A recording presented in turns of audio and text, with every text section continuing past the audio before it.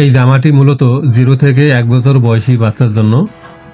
জামার সামন সাইড পুরোটাই ওপেন রাখা আছে, এতে করে আপনাদের বাচ্চাদের খুব সহজে আপনারা পরাতে পাবেন। এটি 3 পিসের বেঁচে যাওয়া কাপড় থেকে বানানো হয়েছে, খুব সফট একটি কাপড় বা পিওর সুতি কাপড়। দর্শক, আপনাদের বাসায় যদি 0 থেকে 1 বছর বয়সী মেয়ে বাচ্চা থাকে তাহলে এই ভিডিওটি আপনাদের জন্য খুবই গুরুত্বপূর্ণ। তাই ভিডিওটি না টেনে সম্পূর্ণ ভিডিও মনোযোগ সহকারে দেখুন কিভাবে এই জামাটি কাটিং ও সেলাই করতে হয়। তো দর্শক, এখানে আমি একটি টুকরো কাপড় নিয়েছি। এই টুকরো কাপড়টা আমি সমান করে আয়রন করে নিয়েছি। নেওয়ার পর জামার নিচ যতখানি আমি এখানে ভাঙ্গার মার্জিন রাখবো ঠিক ততখানিতে আমি মার্কা করে নিব।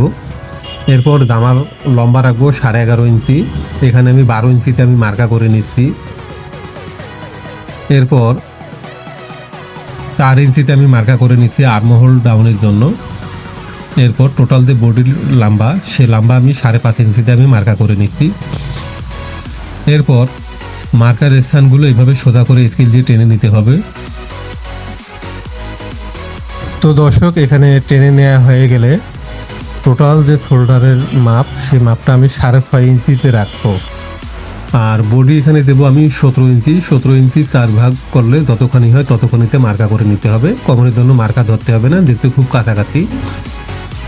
তো দর্শক, এই জামাটি মূলত নতুন যে সদ্য জন্ম নেওয়া বাচ্চা, সে বাচ্চাকেও আপনি পরাতে পাবেন। 1.5 ইঞ্চি থেকে 1 সুতে বেশি নিব আমি গলা ছড়ানোর জন্য। এরপর একটু হালকা একটু পরিমাণ ঢালু করে দেব কাটটা, আর মোহরার জন্য একটু রাউন্ড শেপ করে নিব। তো দর্শক, এখানে হাফ বডি এবং বডি একসাথে মার্কা করে নিয়েছি আমি। তো এখানে আমি সর্বপ্রথম হাফ বডিটা আমি কাটিং করে নিলাম, অর্থাৎ ঘেরের পার্ট। এখন থাকলো হাফ বডি। এই হাফ বডি আমি সর্বপ্রথম গলা কাটবো না, এমনি রাফভাবে কেটে নিচ্ছি।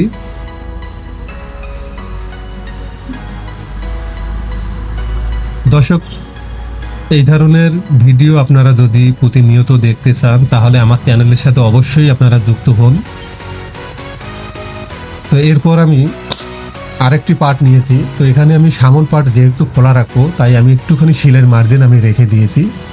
সামন সাইড পুরোটাই খোলা হবে, যার কারণে আমাকে 1/4 ইঞ্চি বাড়তি রাখতে হবে সামন সাইড সিলের মার্জিনের জন্য। এরপর আমি সামন যে ঘের আমি কেটে নিয়েছি, সেই ঘেরটা আমি এখানে আবার পুনরায় ঘের কেটে নিচ্ছি সমান করে। এতে করে আমার কোনো কম বেশি হবে না, আশা করি সেলাই করার পর সমান থেকে যাবে। তো আমার নিচের যে ঘেরের পার্ট, সেই ঘেরের পার্ট আমার কাটিং হয়ে গেছে। তো যে সাইডটা আমি খোলা রাখবো সেই সাইডটা আমি কেটে নিচ্ছি। তো আমার ঘের কাটিং করা শেষ। এবার আমি হাফ বডি কাটিং করব। তো হাফ বডিটাও সেম একই অবস্থা, একটুখানি সিলের মার্জিন রাখতে হবে। এরপর নিচের দিকে একটুখানি রাউন্ড শেপ দিতে হবে। তো আমি রাউন্ড শেপটাও দিয়ে নেওয়ার পর সেমভাবে কেটে নিব।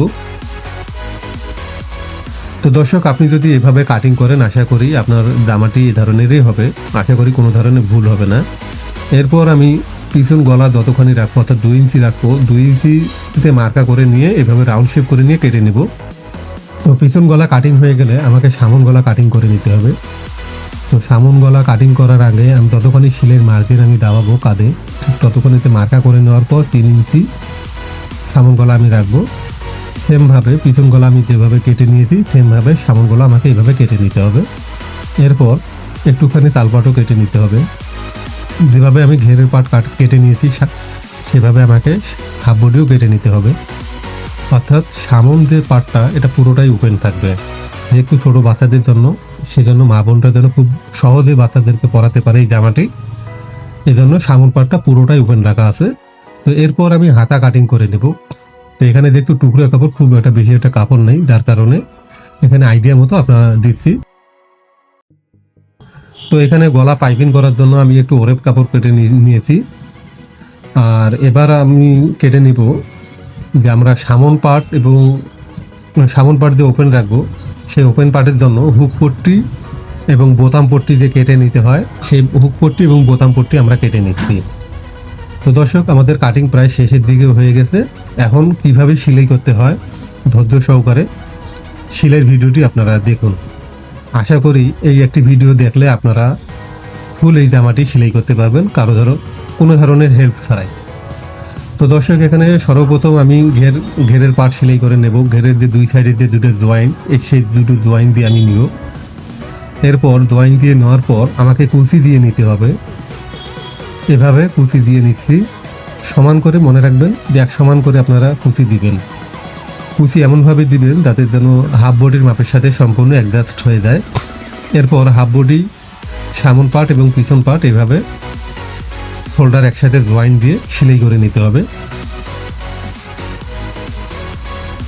তো দর্শক, আমি খুব সংক্ষিপ্ত আকারে দেখানোর চেষ্টা করতেছি, আপনারা ধৈর্য সহকারে এই ভিডিওটি দেখুন। জয়েন্ট দিয়ে নেওয়া হয়ে গেলে একটা চাপ সেলাই দিয়ে বসিয়ে দেব শোল্ডারের মধ্যে। এরপর আমি হাতার সেলাই করে নেব। তো হাতা এখানে মিডিল সেন্টার করার পর যতখানি কুচি দিব ঠিক ততখানিতে আমি মার্কার চিহ্ন করে নেব, এতে করে আমার কুচির পরিমাণটা সমান থাকবে। তো দর্শক, আমি দুটো হাতাই কাটিং করে কুচি দিয়ে নিয়েছি। কুচি দিয়ে নেওয়ার পর এভাবে সেলাই করে নিতে হবে। এরপর হাফ বডির যে সাইডের যে জয়েন্ট, সে জয়েন্ট দুই সাইডের সেলাই করে নিতে হবে। তো সেলাই করে নেওয়ার পর যে আমরা হাতা বানালাম সে হাতার সাথে এটা আটকিয়ে নিতে হবে। আর হ্যাঁ, তালপাট কাটার কারণে আপনাদের এইভাবে সেন্টার করে নিতে হবে যাতে কোনো কম বেশি না হয়। তো দর্শক, এখানে হাতা লাগিয়ে নিতে হবে সমানভাবে, কোনো ধরনের কম বেশি করা যাবে না। আপনারা যে সেন্টার করবেন সেই সেন্টার অনুযায়ী মিল রাখলে আপনাদের হাতে অ্যাডজাস্ট হয়ে যাবে।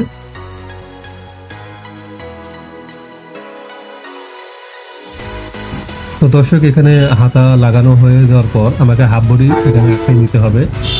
মনে রাখতে হবে যে হাফ বডির যে দুই সাইডে জয়েন্ট এবং বডির যে জয়েন্ট, এগুলো হচ্ছে সেন্টার পয়েন্ট, আর মিডিলে একটা সেন্টার পয়েন্ট, এগুলো আপনাদেরকে সমান রাখতে হবে, এতে করে কোনো ধরনের কম বেশি হবে না। এই যে সেন্টার আর সেন্টার আপনাদেরকে একত্রিত মিলাতে হবে। তো দর্শক, এখানে হাফ বডি সেলাই করা হয়ে গেছে আমার। আপনারা দেখতে পাচ্ছেন আমি সেন্টারগুলো মিল রেখেছি। এই যে সাইডের জয়েন্টের সাথে সাইডের জয়েন্ট একদম হুবহু মিল রাখবেন আপনারা। এরপর যে আমরা বোতাম পট্টির মধ্যে এরকম পট্টিগুলো যে কেটে নিয়েছিলাম, এই পট্টিগুলো আমাদেরকে আটকিয়ে নিতে হবে সেলাইয়ের মাধ্যমে। তো দর্শক, এটি হচ্ছে মূলত বোতাম কাজঘর পট্টি বা হুক পট্টি যেটা আপনারা বলেন। এই পট্টিটি এইভাবে সেলাই করে নেওয়ার পর মেন কাপড়ের সাথে এইভাবে ভাঁজ করে আটকিয়ে নিতে হবে। তো দর্শক, এটা মেন কাপড়ের সাথে আটকানো হয়ে গেছে। আর এটি হচ্ছে বোতাম পট্টি। বোতাম পট্টিটা সম্পূর্ণ বাড়তি হবে। এখানেও আপনাদেরকে সেমভাবে আটকানো হবে। আটকানোর পর এভাবে চিকন করে একটা সেলাই করে নেবেন যাতে কাঁচাটা যেন ভিতরে থাকে। এরপর বাড়তি করে সমান করে একটা চাপ সেলাই দিয়ে আটকিয়ে নেবেন। তো এখানে আটকানো হয়ে গেছে। এরপর বাকি থাকলো আমার গলা। এই গলাটা কীভাবে গেঞ্জি পট্টি বা গেঞ্জি পাইপিং করতে হয়, সর্বপ্রথম ওরেপ কাপড়টি জয়েন্ট দিয়ে নেওয়ার পর ভেতর দিক থেকে আমরা সেলাই করে নেব। ভেতর দিক থেকে সেলাই করা হয়ে গেলে এখানে মনে রাখবেন আপনারা পাইপিংয়ের যে কাপড়টা অর্থাৎ ওরেপ পট্টিটা এটা একটু টেনে লাগাবেন, আর নিচের কাপড়টা কোনোভাবে টানবেন না। তো দর্শক, এখানে আটকানোর পর এইভাবে আপনারা চাপা অর্থাৎ যতখানি আপনারা চওড়া দিতে চান ঠিক ততখানি আপনারা ভাঁজ করে নেবেন। ভাঁজ করে নেওয়ার পর সমান করে এইভাবে বসাবেন। বসিয়ে নেওয়ার পর আস্তে আস্তে সেলাই করে নেবেন। এতে করে আপনাদের পাইপিং বা পট্টিটা কোনো ধরনের কম বেশি হবে না, খুব সহজে বসে যাবে। আর এটি অবশ্যই আপনারা ওরেপ কাপড় নেবেন, ওরেপ কাপড় যেমন টানলে পারে। তো দর্শক, এখানে আমার গলা পাইপিং করা হয়ে গেছে বা গেঞ্জি পাইপিং এটাকে বলে। তো এখানে আমি হাতার মোহরা এখানে আমি হ্যাম করে নিব। এখানে আগে থেকে আমি হ্যাম করে নিই, কারণ নিচের যে জয়েন্টটা এই জয়েন্টটা যেন আমার পাকা হয়, যার কারণে আমি একসাথে হ্যাম করে নিচ্ছি। এতে করে আমার জয়েন্টে কাঁচা থাকবে না। তো দর্শক, আমার উপরের কাজ হয়ে গেছে। এখন আমাকে নিচ সেলাই করে নিতে হবে। তো নিচটা আমি সর্বপ্রথম কাঁচা সেলাই করে নিচ্ছি একটা ভাঙা দিয়ে সমান করে। এরপর আপনারা যতখানি লম্বা রেখেছিলেন ঠিক ততখানিতে মাপ ধরে এভাবে সেলাই করে নিতে হবে। তো দর্শক, এখানে আমার মূলত কাজ শেষের দিকে এসে গেছে। আমি আবারও বলছি, আপনারা যদি আমার চ্যানেলে নতুন হয়ে থাকেন আমার চ্যানেলটিকে সাবস্ক্রাইব করবেন। অবশ্যই আশা করি আমার চ্যানেল থেকে কিছু শিখতে পাবেন। আর হ্যাঁ, আজকের ভিডিওটি কেমন লাগলো লাইক কমেন্ট করে জানাবেন। ধন্যবাদ। আজকে এই পর্যন্ত, দেখা হবে অন্য কোনো ভিডিওতে। আশা করি আজকের ভিডিওটি আপনাদের ভালো লেগেছে বা কাজে আসবে। আজ এই পর্যন্তই, ধন্যবাদ।